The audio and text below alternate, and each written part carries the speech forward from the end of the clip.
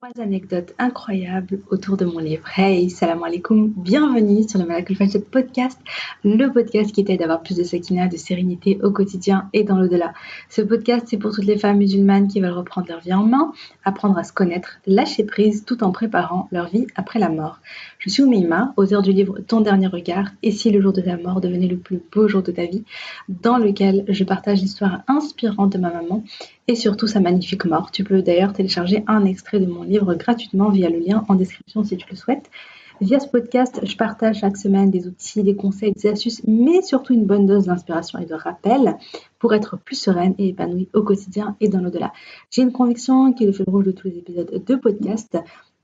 Et si le bonheur et la sérénité appartiennent à ceux qui se lèvent pour le fajr, je t'invite à prendre une délicieuse boisson chaude, mets-toi à l'aise et bonne écoute.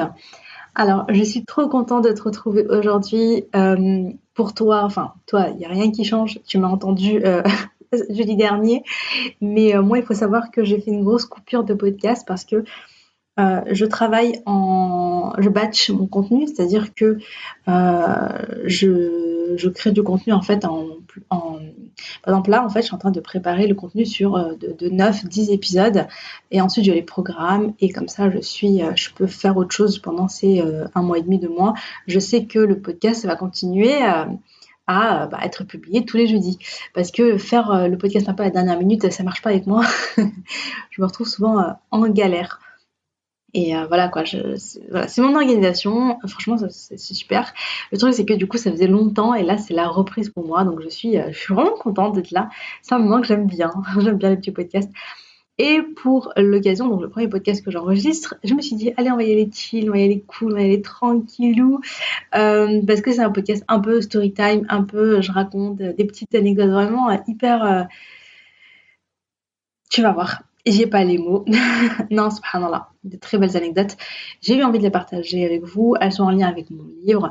Je sais que beaucoup d'entre vous ont lu mon livre et je vous en suis infiniment reconnaissante. Vraiment, je suis trop heureuse en fait quand j'ai vos retours, etc. Ça me fait super plaisir. Donc, merci d'avoir lu mon livre. Donc, si c'est le cas. Et voilà, donc je me suis dit, bah c'est cool, hein, vu que c'est autour du livre, je me suis dit, celles qui ont lu, bah voilà. Moi j'aime bien les petites anecdotes, j'aime bien partager mes petites histoires et tout. Vous me connaissez maintenant. Donc la première anecdote que j'ai envie de partager avec vous, j'ai changé le nom, voilà. Il s'agit de une petite anecdote avec Valentine. Alors, je l'appelle comme ça ne s'appelle pas comme ça en vrai. Mais quand j'étais à Marseille, que je faisais mes études, il y avait une fille dans ma promo, une collègue, voilà, qui s'appelait donc Valentine, qui a fait ses études en même temps que moi, qui a été diplômée en même temps que moi, qui a ouvert d'ailleurs son cabinet d'orthopsie dans le sud, enfin voilà, qui vit sa petite vie. Et il se trouve que moi, je suis quasiment plus en contact avec les gens de ma promo de l'époque. Mais je crois qu'il y a 3 ans, quelque chose comme ça. Enfin, voilà, on avait un petit groupe Facebook à l'époque et je crois que j'avais parlé un petit peu avec les filles, ou une conversation privée, et je leur avais dit que j'avais perdu ma maman. Enfin, je leur avais raconté rapidement mon histoire, mais vraiment rapidement.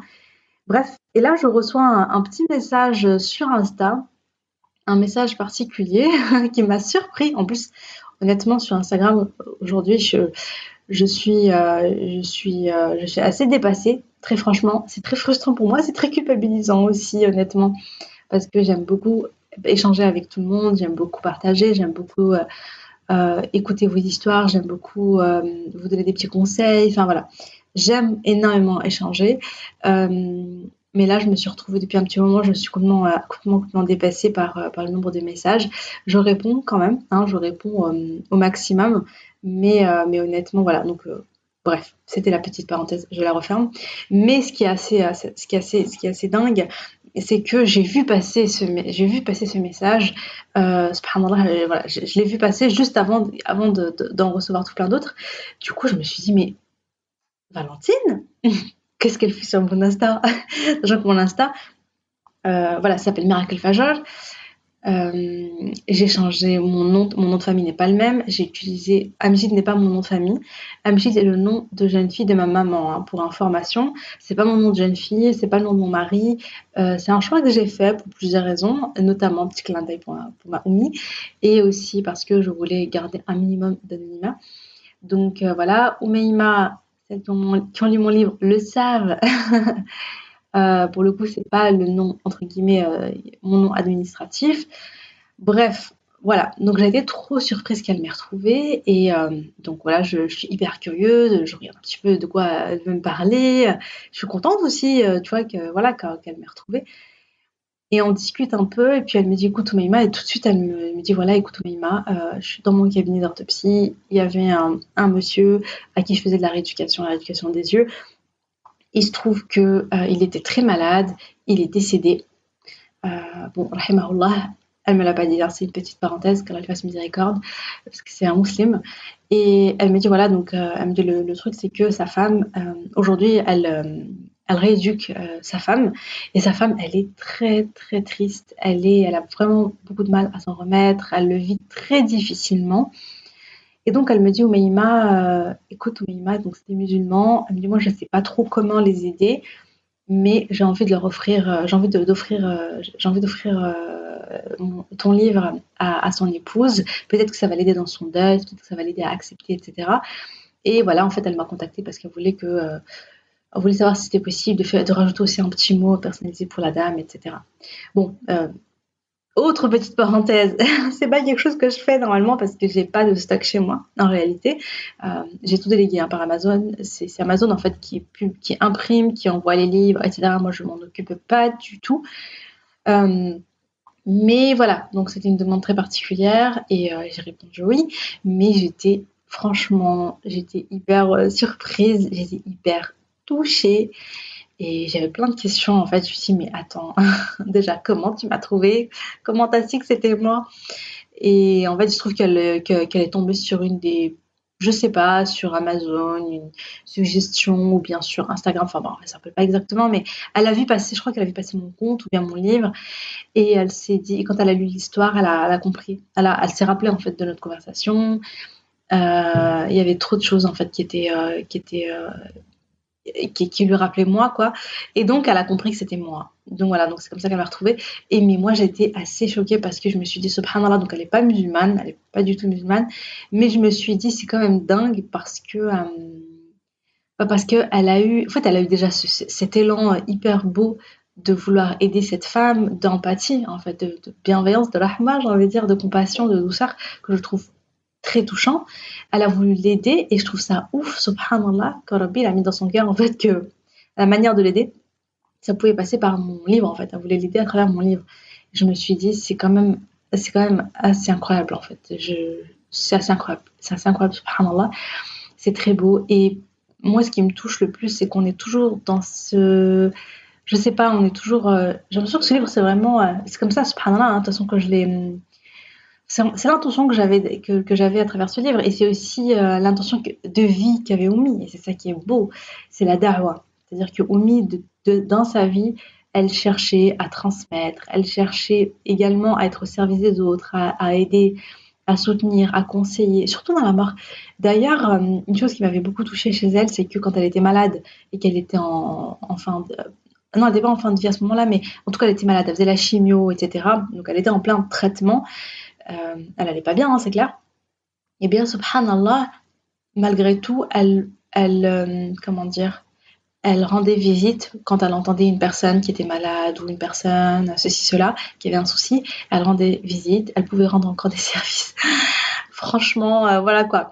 Je veux dire, moi, je suis en bonne santé et honnêtement, je fais pas, franchement, je lui arrive pas à la cheville de ce qu'elle faisait à l'époque, quoi. Subhanallah, c'est assez dingue. Et j'ai un souvenir précis d'une dame qui a perdu son fils Rabbi yarhamou, donc qui était assez jeune, je crois qu'il y a eu un accident de voiture, quelque chose comme ça. Cette dame, ma mère ne la connaît pas personnellement, elle ne connaît pas cette famille, elle a juste entendu parler d'elle et elle m'a embarquée avec elle, elle m'a dit on va aller lui rendre visite. Et donc elle est partie, alors c'était la période où elle était malade, elle était en pleine chimio, hein. Donc elle va lui rendre visite et, et voilà pour la soutenir, pour l'aider, pour lui apporter un peu d'amour en fait, hein, quand on vit des épreuves comme ça, des fois, on a juste besoin d'un peu de mahabba fillah, on a besoin d'un peu d'amour, de soutien, de ne pas se sentir seul, qu'on te dit des paroles qui te font le rappel d'Allah, qui te rappellent que voilà, Inch'Allah, tu vas retrouver ton enfant au paradis, fais beaucoup d'invocations pour lui, etc., etc., etc. Donc parfois, voilà. Et elle est partie dans cette intention et c'est ce qu'elle a fait.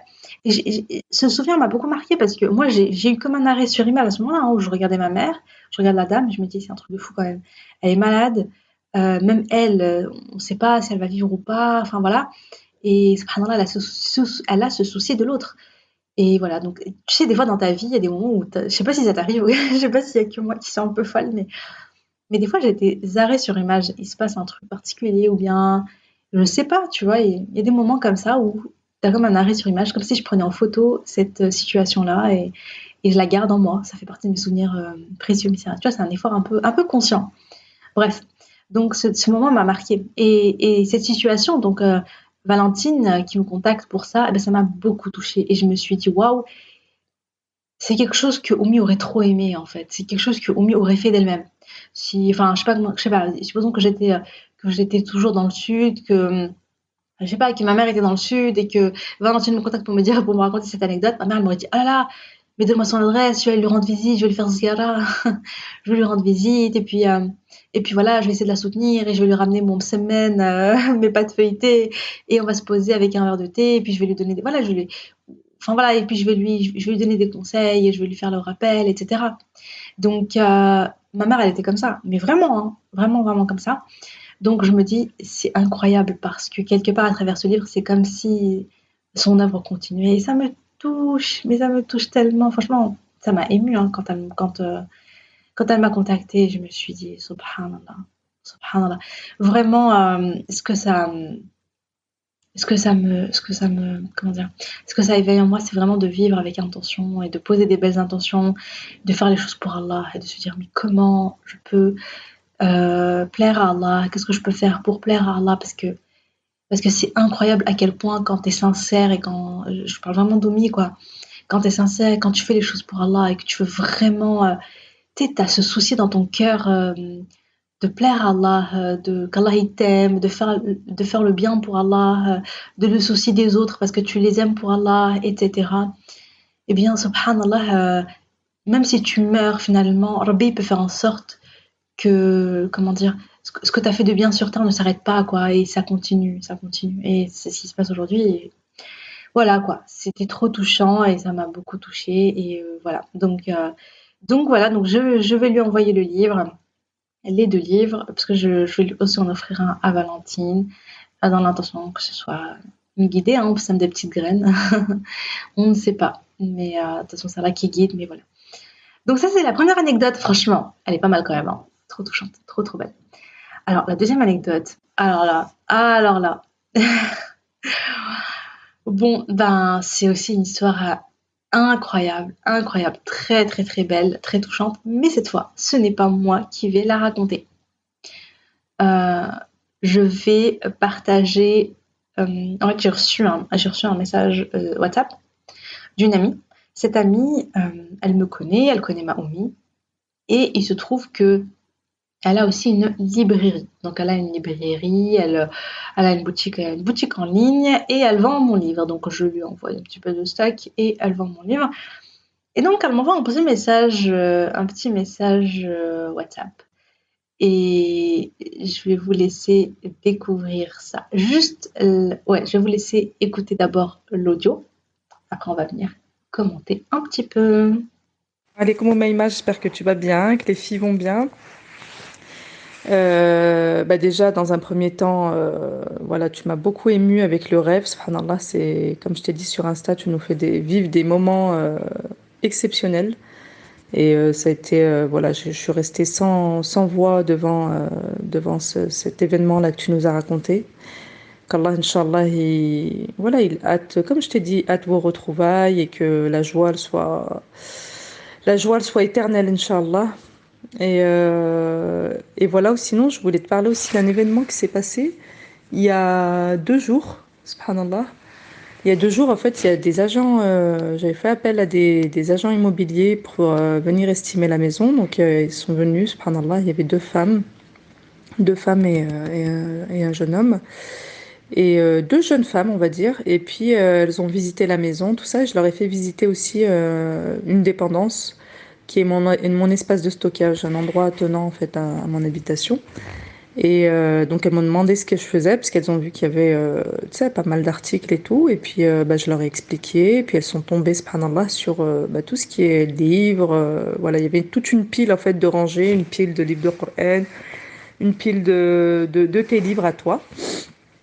Et elles ont été intriguées déjà par ton livre, ne serait-ce que par... j'en avais pas encore parlé, hein, mais ne serait-ce que par la page de garde. Elles ont trouvé ça très beau, très doux. Et elles m'ont demandé, en fait, subhanallah, bah, de quoi ça parlait. Et puis quand j'ai commencé à leur parler, bah, sans hésitation, elles m'ont pris les livres, subhanallah. Chacune, elles ont pris chacune un livre et elles en ont pris 3 autres pour les femmes, pour leurs collègues de l'agence.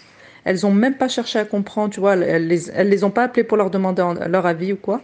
C'est la façon dont tu vois, l'histoire leur a vraiment plu. Elles ont lu, en fait, tu sais, je me rappelle pas comment ça s'appelle derrière le livre. Non, c'est pas la préface, derrière ce qui est le résumé qu'il y a dans le livre. Elles sont pas musulmanes, tu les verrais, tu vois, c'est des femmes, voilà, pas musulmanes, habillées, coiffées, des belles jeunes femmes, tu vois, qui, voilà, qui ont commencé leur carrière professionnelle et tout. Et ben, en fait, elles ont été éblouies parce que je leur ai raconté. Et subhanallah, voilà, je tenais à voilà, t'en faire part. Et puis, subhanallah, tu vois, elles ont pris les livres qui étaient un peu abîmés, que je pouvais pas mettre à la vente, subhanallah. Elles m'ont dit que ça les dérangeait vraiment pas. Euh, du coup, bah, subhanallah, Rabbi, il fait bien les choses, tu vois. C'est pas besoin, voilà, je voulais te dire aussi, pas besoin de faire la réclamation. Rabbi, il a fait que des filles, elles sont venues, des agents immobiliers, elles sont venues. Je leur ai fait visiter la dépendance. Elles sont tombées sur ton livre et il n'y a pas de hasard. Il n'y a pas de hasard parce que, bah, en fait, j'ai gardé contact avec une d'entre elles et qui m'appelle bah, régulièrement, en fait. Et ça m'appelle pas pour la maison. Elle m'appelle comme ça bah, comme ça. Pour prendre des nouvelles, je pense qu'elle s'intéresse à l'islam maintenant. Allah alam. Donc, bah voilà, regarde. Je te raconte ça parce que toi, tu dois même pas t'en douter de ce qui se passe autour de ce livre, mais il se passe des choses, des belles choses, beaucoup de choses. Machallah, voilà. Bon, ben excuse-moi, j'ai été un petit peu longue. Écoute-moi en rapidos. Et puis voilà, je te fais de gros bisous. Je te souhaite une excellente journée. Et là, je vais écouter un de tes podcasts. J'en ai besoin, vraiment. Donc, je te fais de gros bisous. Je suis en train d'écouter le 22. Allez, bisous. Salam alaikum. Donc, normalement, avec la magie du montage, eh bien, tu as dû écouter l'audio. Donc, je fais jamais de montage dans mes podcasts, hein. Ça, c'est un deal que je me suis fait avec moi-même. Je me suis dit, oh, Mima, on va rester simple, voilà, hein, on va rester tranquille. Je fais pas de montage parce que je sais que si je me mets à faire du montage pour faire des super podcasts, tout ça, tout ça, tout ça, ce qui va se passer, c'est que je vais tenir une fois, deux fois, et la troisième fois, je vais dire, oh là là, ça me prend des heures. Laisse tomber. Ouais, peut-être qu'un jour, je déléguerai ça et donc je ferai des jolis podcasts, des jolis montages, pardon, faits par quelqu'un d'autre. Mais pour le moment, c'est pas d'actualité. Bref, tout ça pour dire que je vais quand même devoir m'y résoudre après cet enregistrement pour que tu puisses l'entendre.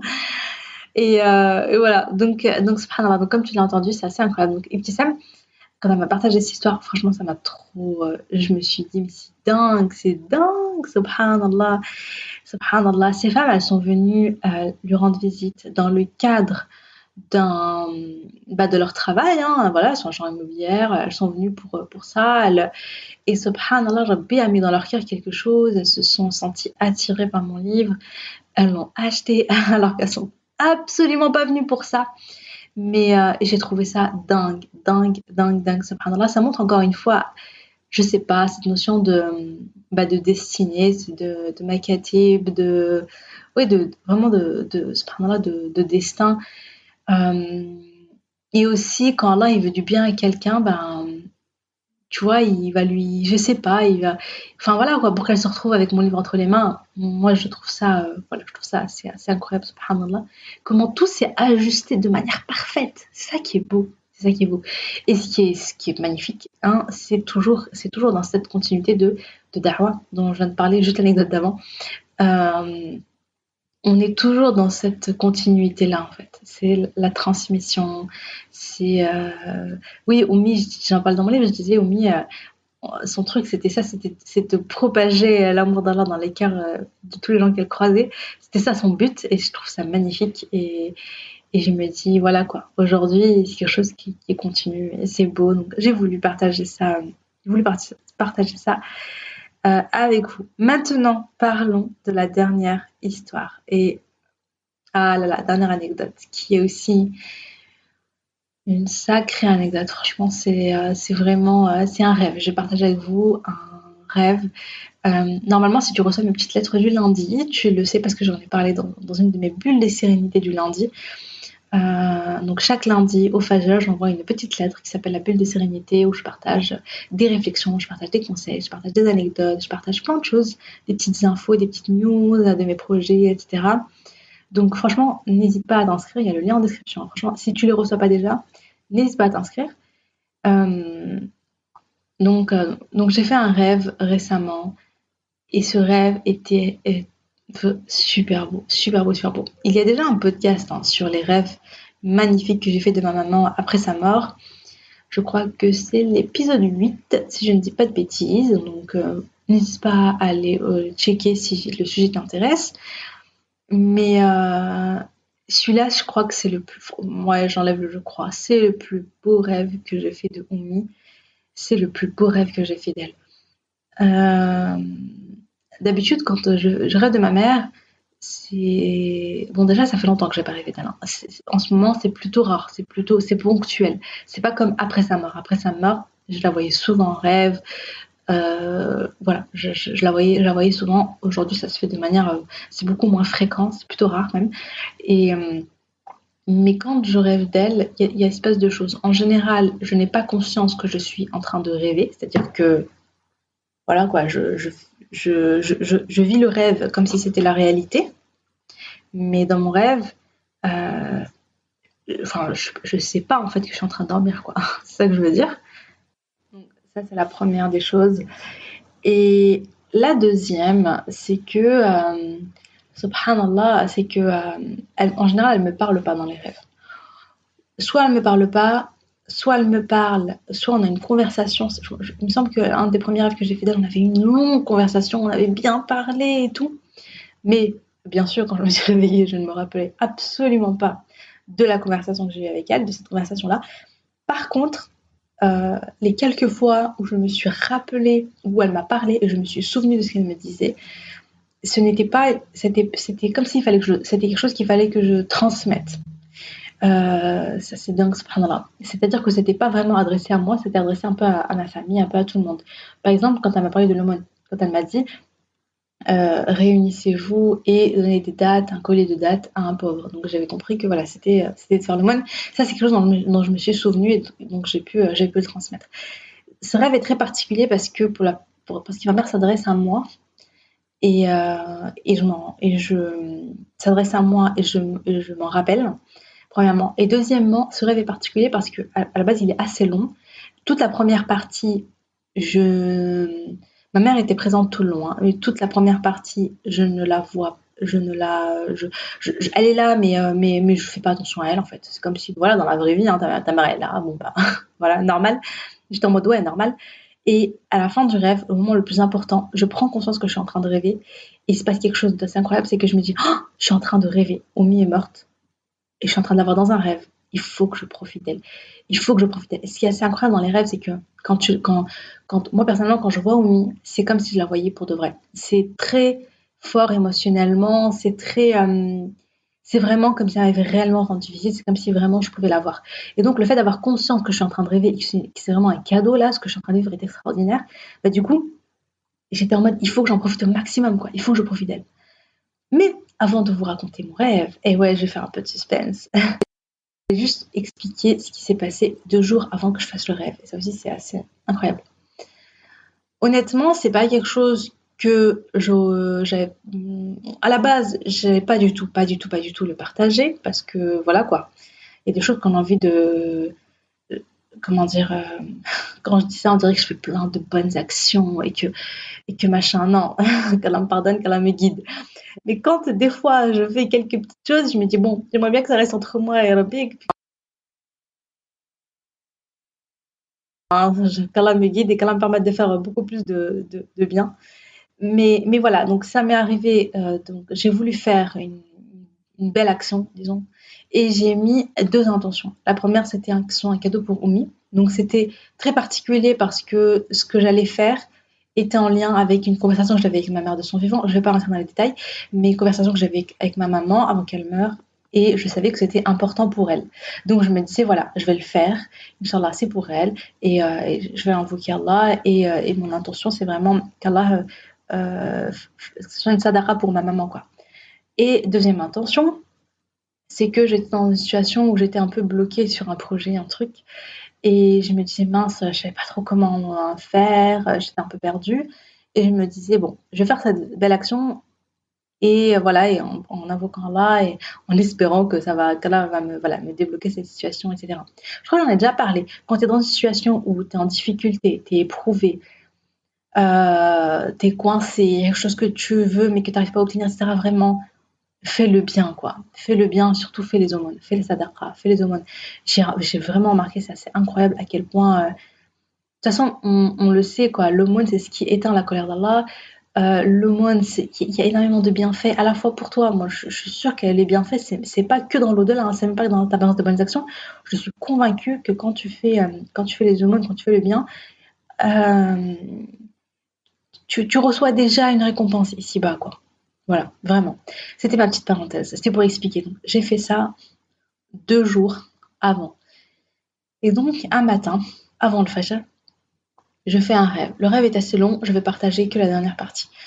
Je vois Oumi, ma maman, qui est assise à côté de moi, qui porte une robe jaune et qui est en bonne santé. Donc, c'était pas la Oumi en fin de maladie, pas du tout. C'était la Oumi d'avant, quoi, avant qu'elle tombe malade. En bonne santé, les belles joues, machallah, les cheveux bien noirs, etc. Et elle se tourne. Donc, ah oui, elle est juste à côté de moi. Elle est bien, elle est sereine, elle est apaisée. Et elle a entre les mains mon livre. Subhanallah. Donc, elle est assise à côté de moi. Elle a mon livre entre les mains et elle s'apprête à lire la première page. Oh, et c'est un truc de fou. En fait, la première page, c'est là où il y a les dédicaces. Donc, pour Omi, dans l'espoir de nos retrouvailles. Donc, je m'attends à ce qu'elle lise cette phrase. Et c'est donc ce moment-là où je prends conscience que je suis en train de rêver. Et je suis hyper contente parce que je me dis, oh là là, Omi, elle est là. C'est la première fois que je la vois avec mon livre. Ah, donc elle sait que j'ai un livre. Oh là là, elle va le découvrir. Et je suis hyper heureuse dans mon livre, dans mon rêve. Et donc, je suis toute excitée. J'ai trop hâte qu'elle lise cette première page. J'ai trop hâte qu'elle lise mon livre. Et, euh, et là, ce qui est très bizarre, subhanallah, c'est qu'il y a un mot qui est écrit sur la première page, un mot qui n'est pas écrit par moi, un mot rajouté au stylo. Et ma mère me lit ce mot. Elle me lit ce mot. Et ce mot, qu'est-ce que c'est? Subhanallah. Donc, elle me lit Assalamu alaikum, uhibbuki fillah, ahabbakillah alladhi ahbabtini fih.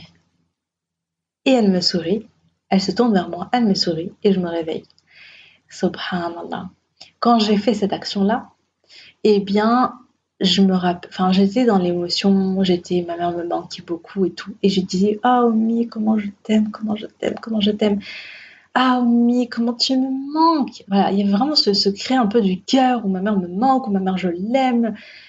Ah, vraiment, tu vois, c'était là, voilà quoi, c'est ma maman quoi, elle me manque, hein, je veux dire.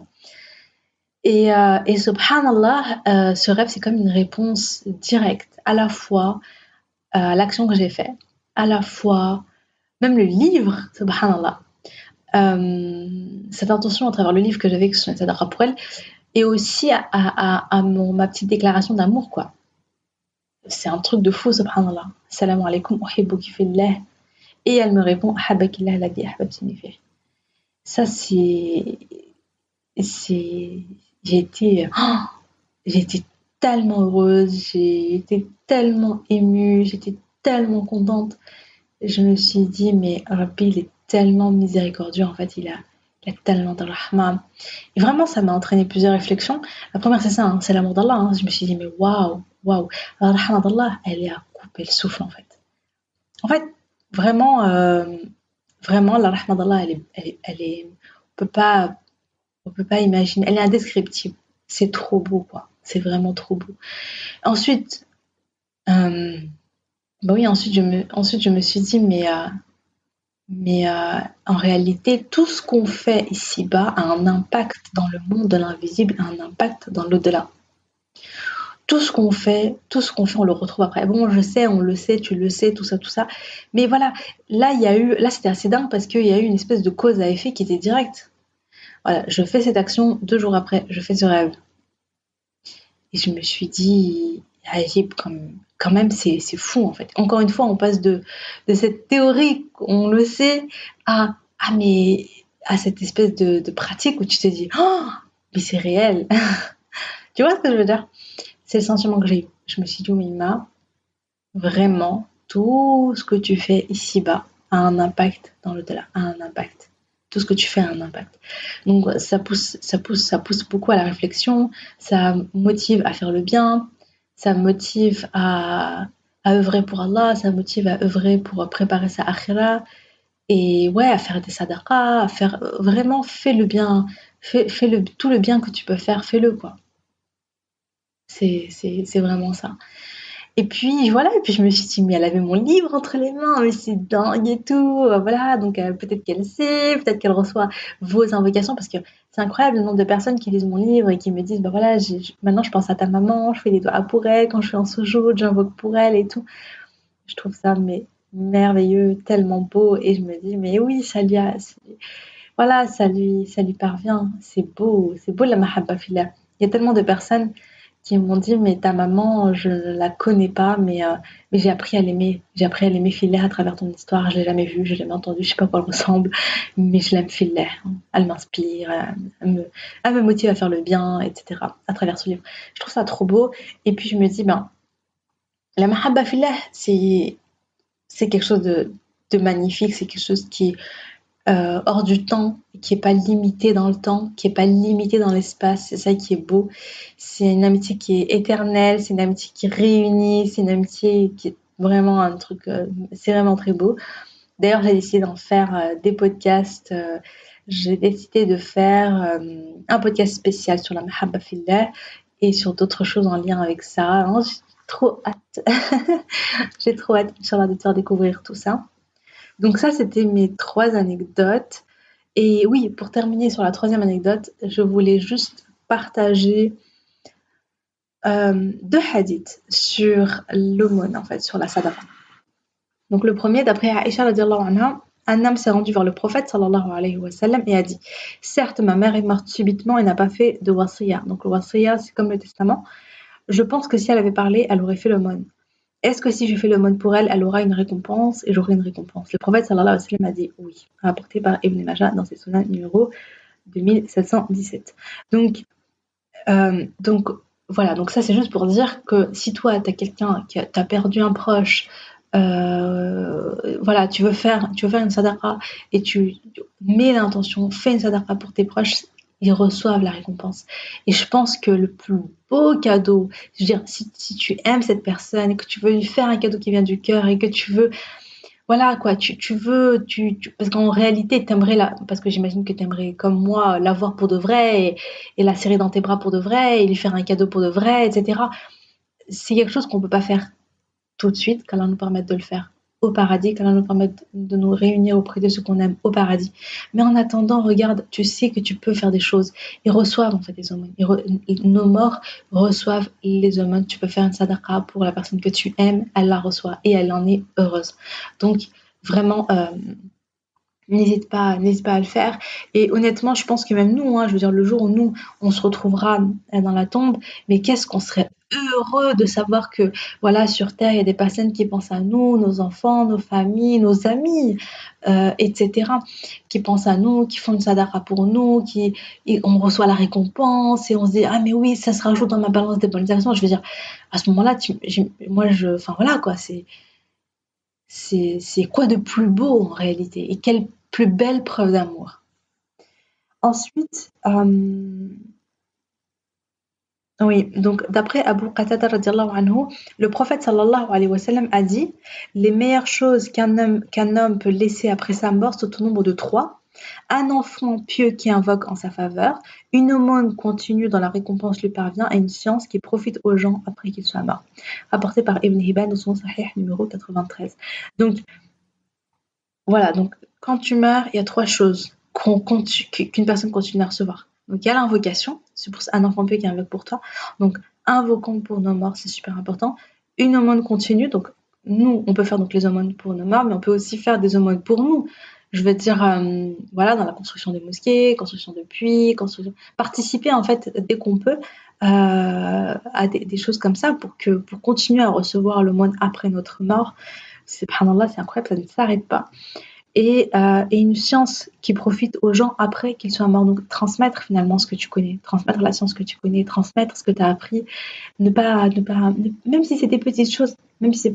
Et encore, je veux dire, il y a peut-être une personne autour de toi qui est jeune, qui ne sait pas, qui ne prie pas, qui ne sait pas faire la prière.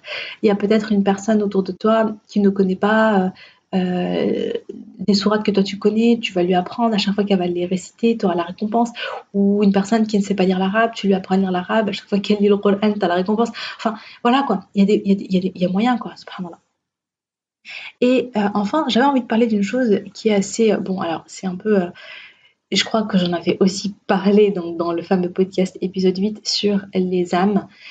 Les âmes qui se rencontrent dans le barzakh. Alors c'est un peu, voilà, c'est un sujet clairement, hein, c'est un sujet délicat parce que ça concerne le monde de l'invisible et en réalité le monde de l'invisible, Allahu a'lam, il n'y a que Allah qui sait qu'est-ce qui se passe, comment ça se passe, etc. Nous on n'en sait rien, mais d'après certains savants, certains ulama ont dit que la rencontre des âmes dans le barzakh, elle est possible, mais elle est différente, hein, bien sûr, de la rencontre qu'on a sur Terre. C'est quelque chose de différent.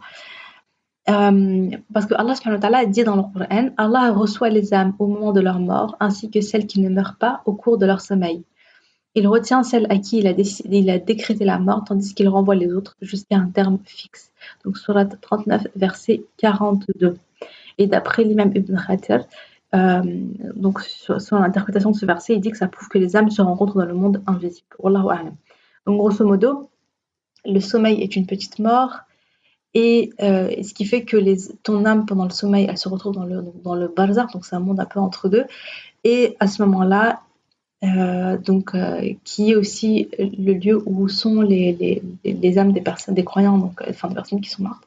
Et donc il peut y avoir une rencontre, voilà. Donc je voulais juste partager ça parce que je trouve ça, voilà, je trouve ça trop beau en réalité. Je trouve ça vraiment, vraiment, vraiment beau. Et en tout cas, qu'Allah nous permette de nous réunir auprès de ceux qu'on a aimés dans cette dunya, en lui, qu'Allah nous permette de nous réunir au paradis, au plus haut degré du paradis, au Firdaus al-A'la, parce que c'est ça qui est beau, vraiment, je le redis, c'est que l'amitié fillah ne s'arrête pas finalement à ici-bas, mais elle continue pour l'éternité. Donc qu'Allah nous guide, qu'Allah nous préserve, qu'Allah nous permette de vivre ça.